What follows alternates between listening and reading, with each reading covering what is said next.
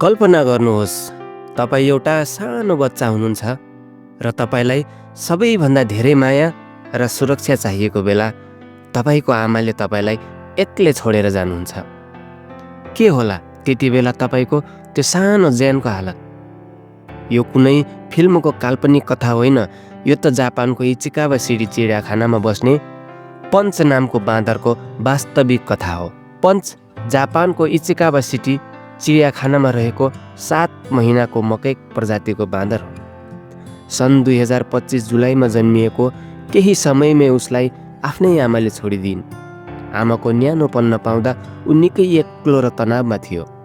उसको एक्लोपन हटाउन चिडियाखानाका कर्मचारीले एउटा ओरेङ्गुटेनको खेलौना दिए। पञ्चले त्यसैलाई आफ्नो आमा मानेर जति बेला पनि त्यसैसँग टाँसिने र अँगालो हालेर सुत्न थाल्यो। जब यो भिडियो सामाजिक सञ्जालमा आयो, पञ्चको निर्दोषपन र पीडा देखेर संसारभरका मानिसहरू निकै भावुक भए। उसलाई हेर्न चिडियाखानामा मानिसहरूको ठुलो घुइँचो समेत लाग्न थाल्यो।